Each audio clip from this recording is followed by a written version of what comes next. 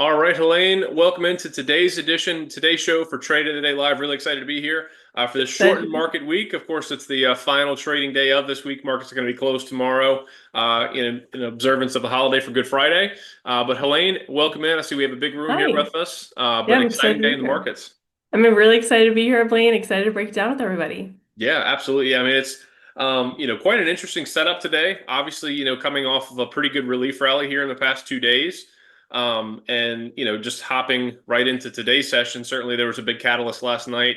A lot of people were watching the speech from President Trump that was, widely considered going to be a market catalyst today, one way or the other. Kind of depending on what was said, if there were any new updates, possibly any updates about the Strait of Hormuz opening up. That's not quite what we got delivered last night. It was, really just kind of giving an update on what had already been shared. There was not really a ton of new information shared. So of course, there was a huge move in the futures overnight, Elaine. We were talking about this last night, right after the speech was over. I know a lot of market watchers were tuned in just to see what happened. And shortly after the speech, I mean, we were like, oh my gosh, tomorrow's going to be a humdinger type of a day for the markets because uh, we start to see the futures just roll over. We start to see them creep up to being a percent and a half down, close to 2% down. We saw oil spike. I mean, I know that by the time that we stopped watching last night, oil across the board was up, 4 or 5%. And we're like, wow, that's a huge move, only to wake up this morning and see it up 13% here on WTI in the US, which I was like, that was the first thing I looked at when I started to check market news this morning was price of oil. And I was like, oh my gosh, when I see oil up 13%, I can't imagine what stock prices are doing. And, I looked over, obviously they were down. But, with the correlation that we've had here recently, Helene, with, it's been a very strong correlation between oil and equity prices here of late. It's not always true, but here of late it has because that's been the main thing the market's been focused on. And any day you've seen oil up, you've seen stock prices down. Exactly. And given that, given the outsized move we saw in WTI crude and Brent too, I was expecting a very, very negative day here for stock prices, and we got a little bit of that early on. Of course, we've had a substantial reversal here intraday. So with that, let's go ahead and pull up our first chart, Helene, so we can go ahead and dive in, so people can kind of see on the charts what we're talking about. But it's pretty interesting, Helene, because I wouldn't say we've completely seen that correlation between oil and stock prices break. But again, oil's still hanging in there. It's still up, 10, 11% last time I checked. That was just a few minutes ago. Even though there's been a headline that, caused that reversal today in stock prices and sent them higher off of the lows, energy markets still haven't quite budged quite yet. I know, seeing some positive things out in the future and the down the line futures contracts, but at least right now, the current month contract, they still have not budged. They're still up substantially. But you've seen some pressure come off of stock prices, so it's been interesting to see that correlation break somewhat here. If it had been like it's been over the past couple months, Elaine, we would have seen the S&P probably setting new 6 month lows here today, given the outsized move in oil. But all that said, hopping into our charts to look at the technical analysis overview here of the market. Of course, we have a chart of the S&P 500 pulled up right here. A couple things that stand out to me, Helene. I'll get your thoughts on these here. Of course, we have had the nice relief rally here in the past couple days. Some hope and optimism that this war could be drawing to a close, that we could start having some energy flow out of the Middle East. But again, of course, we noted this yesterday that the rally it traded right up to about the level that one would expect a short-term relief rally to trade up to, kind of the initial rally trying to get constructive. It was our middle counter channel right here. It's just simply a 20-day hmm EMA. Traded up to that level. That's where it ultimately ended up failing yesterday. Things were really pointing to, even before the speech lane, heading into a long 3-day weekend, trading up out of oversold territory, having the type of finish that we had yesterday, having that bearish hammer right there. All those signs pointed to the market being down today, and it is slightly down today.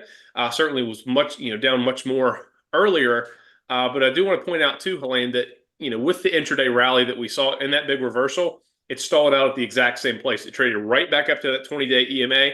That's where it failed, and now we're pretty well off those highs of the session.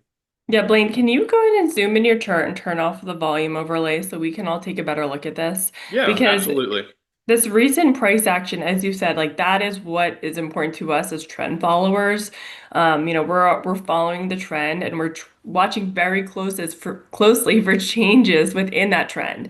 And so when stocks, ETFs, indexes, when they're on bearish trends, right? They're trading at or below that middle Keltner channel. And on the way down, on the decline, they often are down a couple days and then they trade up a couple days and they hit their head typically and then trade down off of that middle Keltner channel, just like Blaine was saying. We see this again and again and again over the last month, and we just saw it yesterday and now today too, right? We have now tested that middle channel both yesterday and today. You can see that the highs for today were right at that middle channel, hit right down off of there. And so because of that, and also because of the lack of change in the macro picture, our team is seeing more downside ahead. Yeah, no, I totally agree. I think there's still a pretty high probability that, given today's trading action, the wild reversals we've had, just heading into a 3-day weekend, I think the setup really is, lending itself that we're probably going to have a sell off into the close, probably, finish roughly down about where probably where the market opened, probably somewhere down in that range. That would just be my bet. Of course, there's several hours left in trading here, and in this type of market, 10 minutes feels like an eternity. So, Yeah. with this headline driven market. So certainly a lot of things could happen between now and then. Not saying that's Yeah. exactly how it's going to unfold, but just giving how things have played out thus far today and this week, certainly kind of seems to be setting itself up for a bit of a risk off move just heading into that long weekend, because that's a long time for markets not to be open. Typically, investors and markets get a little bit weary heading into, at least from a trader perspective, heading into a long weekend like that. But as we were talking about, Helene, that downward sloping resistance that we've talked about, this overhead resistance, that middle Keltner channel still holding firm. We're continuing to still make that series of lower lows and lower highs. Even with the relief rally we've had here in the past couple of days, the high of yesterday, the high today, it still has not made a new short-term high. It hasn't cleared this high from last week, hasn't cleared that one. So, we're still making lower highs here, even on these relief rally days. One other Hmm. thing too that I'll point out is, of course, keeping a close eye on our green line right here. That's our 200-day moving average. That obviously is a very key, widely followed technical to determine whether stocks are in an uptrend or a downtrend. Of course, we really breezed right through that just a little over a week ago. We were expecting that to be a bit more of a firm support level. Did not really hold up, much at all. And ever since we broke through it, Helene, we closed below it for that first day right there. We have not been able to close back above it. We haven't been able to recapture that level. And here recently, we haven't even been able to trade up to that level and even test it here. So Hmm. that's still serving as very significant overhead resistance here for this market. So, it's right at a very key resistance level now, and it's got some further resistance above it. So there's still a lot to prove for this market. If we are in for a bit of recovery, certainly if things, some of the pressures on the market alleviated, possibly we could see that. But right now, the technicals are still certainly pointing that there's probably some downside still to go. Whether that ends up in just being some chop, or whether we actually end up trading a bit further down than the lows of last week and on Monday. But I certainly still think that the technicals are still pointing a bit to the downside. One final thing, Helene, before we go to our next chart. I know we've spent a lot of time on this one, but there's just a lot to unpack in a day like today. Again, still focused on our 200-day moving average here. I want to point out something that's starting to really stand out to me on the charts, but it's this red line up here, Helene. See our 50-day moving Hmm. average? This is Hmm. really starting to inflect lower in a pretty meaningful way. It was as the market was consolidating earlier this year, late last year, it was kind of just stuck sideways. It's kind of consolidating. This is really starting to trade lower and slope down pretty sharply. And it's really converging and closing that distance between the upward sloping 200-day moving average relatively quickly. So Hmm. what stands out to me, Helene, is that we could possibly be setting up for a trend line crossover there. That's the one that everybody refers to as a death cross. I know it's very Hmm. dramatic, but that's what people refer to that one as. So certainly something to be watching for in the several weeks ahead. Absolutely. Yeah, we'll be watching that one closely. And you gotta laugh at some of these market sayings, right? The death cross, the dead cat bounce, just Yeah. like Yeah, the market definitely loves, it's a high drama game. They love their dramatic terms, that's for sure. But just wanted to point that out. It's something that stood Yeah, out to me, seeing how yeah, sharply that 50-day is starting to slope down. Definitely going to be definitely. keeping a close eye on that. I really think that next week, given where the market is right now, it's really going to be a pretty pivotal week for stocks, and really direction of where this index is going, where stock prices are going, whether this correction is going to deepen, whether it's going to continue to recover and get above those support levels. But that said, Helene, I did want to circle back to a chart that we had talked about. I think actually last time we brought this up was last week. But this right here, this is a bit of an encouraging sign here, at least, still so far, that this trend line is still continuing to hold up. So, Helene, this is the S&P 500 advanced decline line right here. So simply, all this is looking at on a daily basis is charting all the S&P 500 stocks, taking all those and whether they're net declining or net advancing. So if the majority of S&P 500 stocks are up on a given day, this index is going to be rising. Of course, the opposite is also true. If the more are falling than are rising, you're going to see a down day. So when you start to see this line slope up, that means more S&P stocks are trading higher than are falling. Of course, when you see these big red lines, more S&P stocks are declining than are rising. So you can see, obviously, over the past couple of years, been in a really strong bull market. You can see this line has been sloping up, through 24, through 25. Anytime we've had some, bit of a hiccup in the markets or a 10% sell-off, things like that, you can see this trend line that it's traded down to. We brought this up a couple weeks ago, Helene, the last time we talked about this chart. So it started back here in early 24. We traded down to this level and held. You can see back here in early 25, this was related to the tariff tantrum. This is the Liberation Day tariff event. Of course, markets were very spooked then. Traded exactly down to this trend line there, almost to the penny. You can see late last year when we have about a 5% correction in November in the S&P, it again traded almost right down to that level and it held. I'm sorry, I didn't draw the trend line exactly perfectly straight, so that's why it's not exactly through there. But then here recently, of course, with this recent market correction, you can see exactly right down to where it's traded to. So I'm not sure if this is a trend line or chart that is being super widely followed. I certainly haven't heard this discussed quite that much. Mhm. But this clearly is a very significant line in the sand that is at least for now continuing to hold up. Yeah, really interesting, Blaine. Definitely worth watching and worth keeping an eye on during all of this. Yep, without a doubt. So, between this and the things we covered in the first chart there, these are the reasons why I'm saying I think next week really could prove to be a pretty pivotal week for stock prices because, if we continue to hold this support, we start breaking through some of those resistance levels on the index, that's obviously going to be pretty, encouraging, constructive, but, a lot of wood to chop, so to speak. A lot of things remain to be unseen, very uncertain. The whole fog of war, right? So a lot of things still to be hashed out. But with that said, Helene, I know we have a couple trade ideas. That's what everybody's super excited to be here about. So we'll go ahead and hop into our trade ideas next. I do want to go ahead and start encouraging people too that are tuning in. I know we have a great audience here with us today. Go ahead and start putting your trade ideas in the chat. We want to hear some of your tickers, some of your stocks, ETF tickers, whatever it might be that you would like us to start looking at here once we cover our ideas here today. Of course, this is for educational purposes only, not to be interpreted as official investment advice. So just want to put that out there. But please, any ticker you want us to pull up once we go through our first two that we're going to share here with you, some really interesting trade ideas we found today. We're going to go ahead and start going through your stock ideas. So go ahead, start loading the chat up with some of those. Any ticker you want, we'll pull it up, look at it through our shorter term technical analysis lens. From a swing trading perspective, that's kind of how we're going to look at things here. So all that said, Helene, let me go ahead and hop into my trade idea for today. It's Let's going to be see this it, one right here. Blaine. Sorry, what was that, Helene? I said, let's see it, Blaine. Okay, yeah, absolutely. Appreciate it.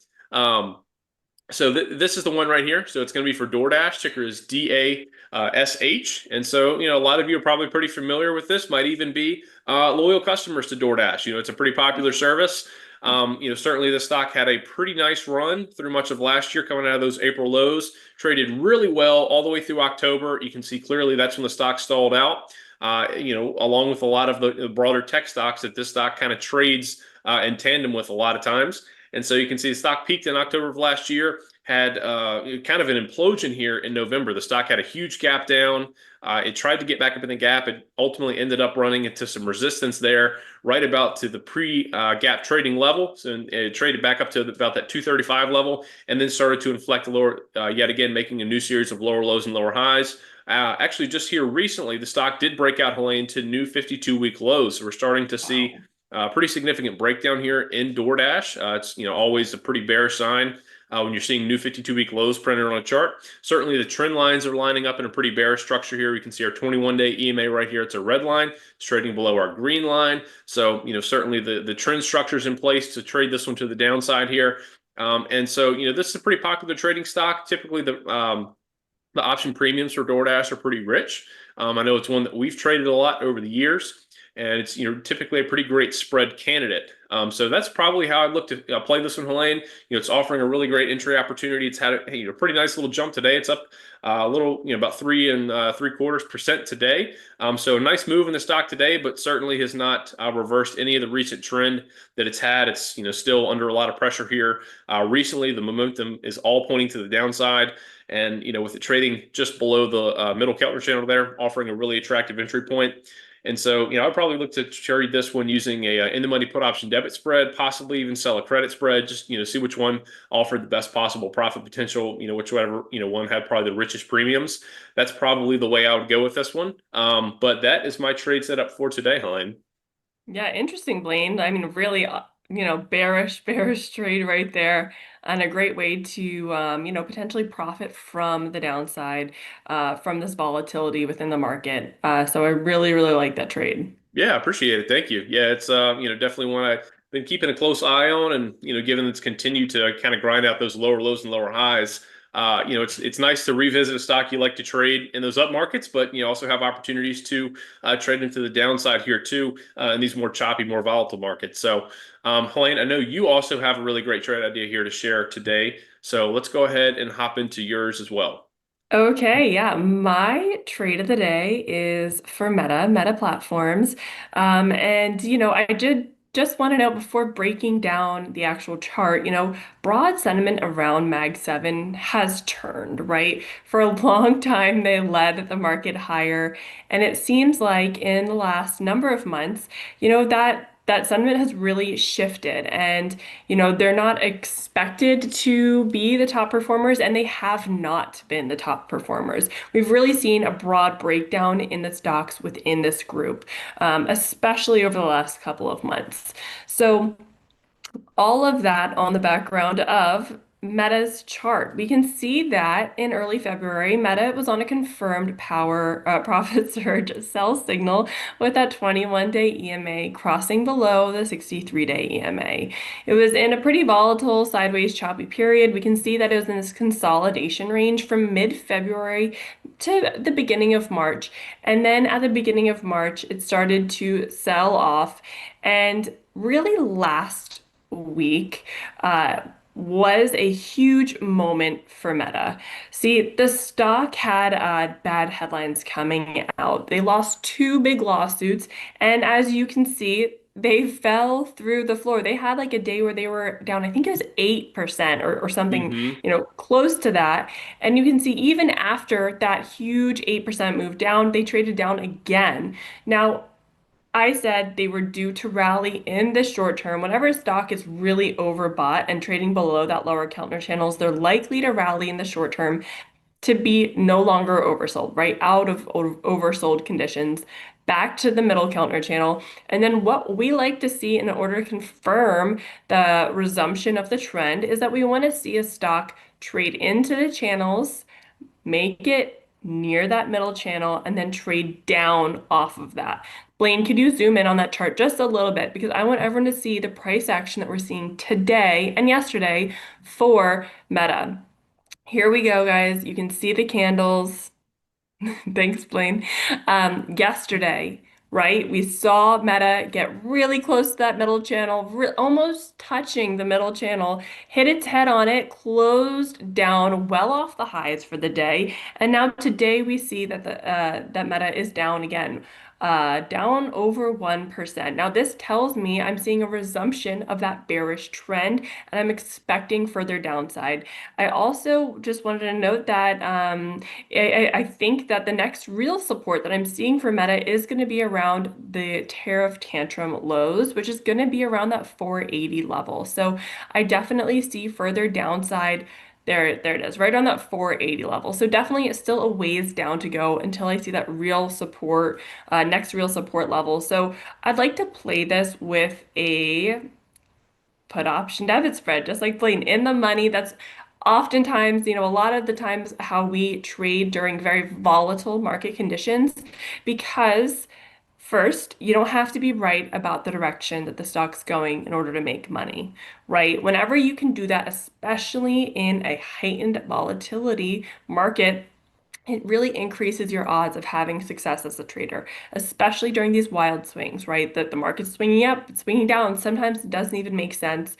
But if you can make money when you're wrong about the direction of the stock, it just increases your odds of success as a trader. But also, debit spreads, in the money debit spreads, they actually have more time value and more profit potential in higher volatility conditions. So Mhm. not only am I insulating myself, reducing my risk, I'm also increasing my profit potential at the same time compared to less volatile market conditions. So that's how I would be playing Meta. I hope you like the trade. Yeah, no, I really like the setup lane, and as you said, a lot of the formerly Mag 7 stocks, a lot of them have really fallen out of favor. I mean, you pull up a chart of this one, uh, Microsoft, Tesla come to mind. A lot of those charts, they look pretty Mhm. choppy. I mean, Amazon really hasn't done Apple. that much. Apple's been under pressure lately. Google started to sell off, after having a nice run last year. Hmm. Nvidia starting to show some signs of trend breakdown as well. So you're totally right that some of these, former market darlings, former market leaders, they just haven't reassumed that market leadership role quite yet, and they've been under a lot of pressure. And it's certainly a great opportunity to trade this one to the downside. I really like your analysis there. I think it's a very interesting opportunity. So great find. Thanks, Blaine. I appreciate it. Yeah, absolutely. And so, everybody, I'm going to go ahead and I'm going to pop a link in the chat real quick, but also too, going to encourage you again, go ahead and put any comments in the chat, of any stock ticker, whatever it is. Go ahead and just put your favorite ticker in there that you want us to take a look at. We'll analyze it here live. We'd love to have some engagement feedback with all of you here. So go ahead and start putting some of those tickers in there. But I'm going to pop a link in the chat real quick too, because if you really enjoy, how Helene and myself and our team perform our technical analysis, how we spot some of these opportunities in the markets. What I'm sharing with you here now is actually a link to one of our newsletters currently being offered on a first month trial for just $1. It's our optioneering newsletter. It's one of our flagship newsletter products. And this is something that gets sent out once a week to our members. It includes several actionable trade ideas. So, if you want to check this out, actually start seeing some of the newsletter trade ideas that we share there with our members of that optioneering newsletter. Really encourage you to go ahead and check that out right there. So, let's drop that link in the chat. But I see our first ticker just came in from Benjamin. Thank you so much for putting that in there, Benjamin. And it's going to be BRKB, so the B shares of Berkshire Hathaway. Let me get that one pulled up Okay. here. Stock charts always does this one kind of weird. I can't remember if it's a dot or a slash. It's a slash. Okay, here we go. All right, so the B shares of Berkshire Hathaway. And so, Helene, this one, this stock has kind of struggled to really ever get going since the news that Warren Buffett stepped down. Had the Hmm. big sell off last year, kind of coming out of, had a recovery in April, sold off throughout May. It was interesting because, obviously Berkshire, great company. It's one of the best investments, regarding past performance ever. It's been a fantastic investment opportunity, right? Warren Buffett is not an investing legend for no reason. But it was really interesting last year that, while the market was having this just, amazing recovery through really this period of time right here through May, June, July. I mean, think about how much the market was ripping. This stock was just completely falling off a cliff right here. So the relative strength difference there between the, overall markets in Berkshire Hathaway then was very notable. And so this, Hmm. to me, was really the market kind of taking that Buffett premium out of the stock once it was announced that he was stepping down. Again, whether that's deserved or not, still I think probably a really great company. But just looking at the technicals here, it's kind of been stuck in no man's land ever since then. It had that initial big sell off. It bottomed in August of last year, recovered. It's been kind of stuck, say, trading sideways. It seems now, Helene, there's pretty clear technical support below the stock, right about 472, 470, roughly in that range, just about to where it actually traded down to in Friday's session and rallied off of there. Because you can see it traded down there back in November. You can see it did it in late December, early March, yet again here in late March. So it seems to be pretty significant level of support below the stock at that point. But regarding any clearly definable trend, one that I would personally be looking at trading. Kind of hard to find one right here. So this is one, just from a shorter term trading perspective, I'd probably be trying to look for other opportunities. What do you think, Elaine? Yeah, I couldn't agree more, Blaine. And where I'm looking at is that exact support that you had just been pointing out. I'd be really watching to see what the stock does trading into that support. If it holds it again, if it starts to also like there's also resistance, right? At the top end of this range. Hmm. Until it breaks in either direction, I wouldn't be feeling strong enough about the trend in order to trade it personally.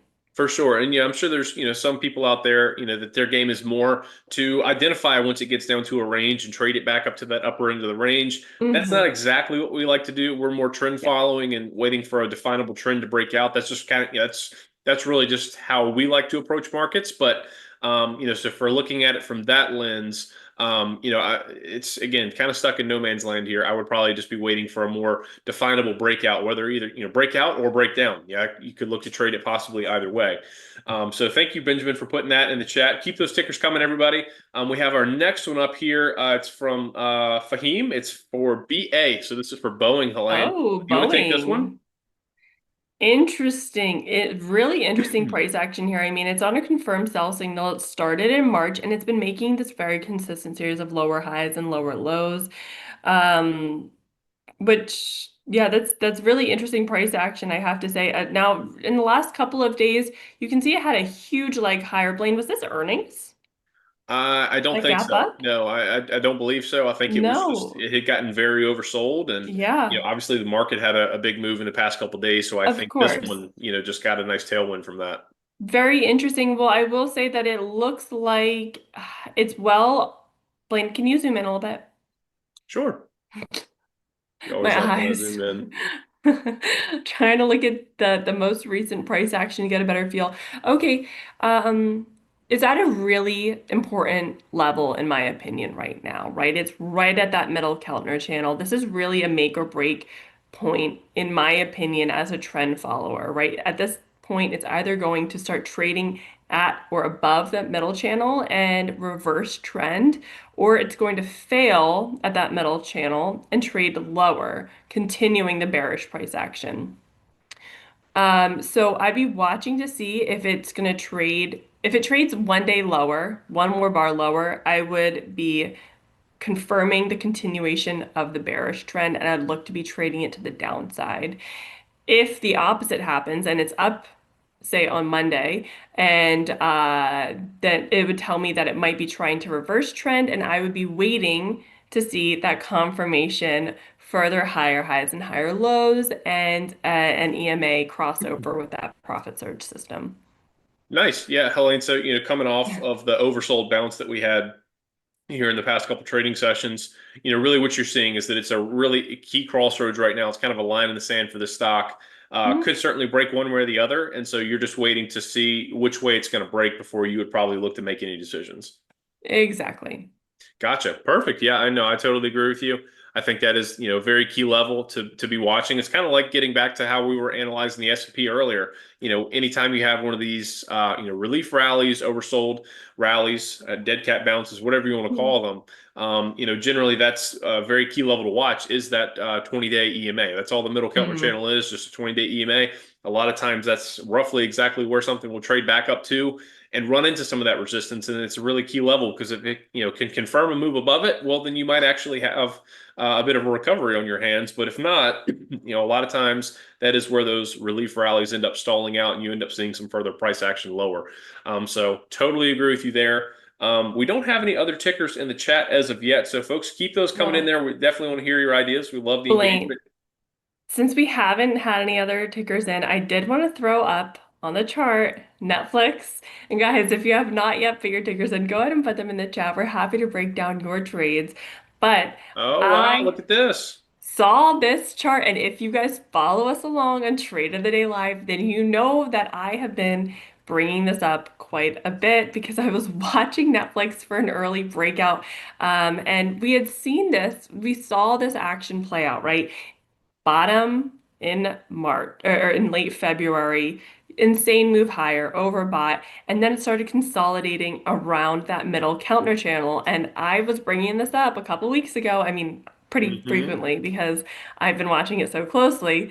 But I was like, guys, it's at the middle channel. It's either going to break out or break down from here. I think that it might be setting up for a bottom and the next leg higher, especially because in volatile market conditions, when things are selling off, the money just doesn't always completely leave the market. It's often looking for different pockets of opportunity, right? So, like, we're going from the highest momentum names into maybe some stocks that are being down, maybe have some more upside in the short term. And I really targeted Netflix as one of these stocks. Right now, it's confirming the trend for me at least with these higher highs, higher lows, and also on a profit surge by signal guys at EMA crossover. So I'm feeling pretty bullish on Netflix. Personally, I think I'm probably going to be taking a call option purchase on Netflix and hopefully seeing some more upswing. Blaine, what do you think? Yeah, nice, Helene. It's definitely one. Yeah, ever since you pointed this out a couple weeks ago, I know this was, your trade that you shared on one of the recent TOD live sessions. So again, great find there. And I've been keeping a close eye on it because I totally agree with you when you pointed this out that this was a really interesting setup. Obviously, kind of the overhang on this stock has been removed since they bowed out of the Warner Brothers bidding there. Certainly this was a stock that, kind of got taken to the woodshed and out, out to the slaughterhouse early before the rest of the market. So this has already been beaten up for quite some time. Hmm. And so it totally makes sense. I think you make a great point that this is, it's, for maybe, traders of other disciplines, maybe looking for value or, stocks that are, way, undervalued, things like that. This certainly probably be popping up on their radar, given how much this stock had gotten beaten up. The technicals are definitely starting to line up. So yeah, I think this is a really interesting setup here.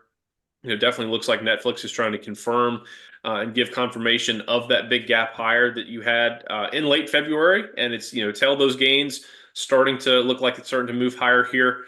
So definitely one that looks really really strong. Thanks, Blaine. Thanks. Well, Yeah. I think with that, it looks like we have gone over our trades and we have checked out everyone else's trades. So, Blaine, I think it's time to wrap up. Yeah, I don't see any other tickers coming in, so I think I agree with you. I think it'd be a good time to go ahead and wrap up, and then we have a lot of trading here to do Yeah. to wrap things up for the week. But I do want to thank everybody so much for being here live. In today's version of Trade of the Day Live, really appreciate you being here. I know probably busy time, holiday weekend coming up, a lot of things like that. So thank you so much for taking some time to be here with us live in today's Trade of the Day Live session. Hope you enjoyed it. Thank you all for the engagement. Really appreciate your comments, your ideas, your tickers, things like that. But with that said, I hope you have a great rest of your week and weekend. And we'll be back here next week on Tuesday. Helene, you actually might be doing that one by yourself. I think I have a call during Tuesday that I might have to be in. So it might be just Helene for Okay. Tuesday's Trade of the Day Live. But that said, thank you all so much for being here. Helene, thank you too. Thanks, Blaine. I appreciate it. Thank you so much, everybody, and have a great weekend. Yep. Have a great weekend, everybody. Take care.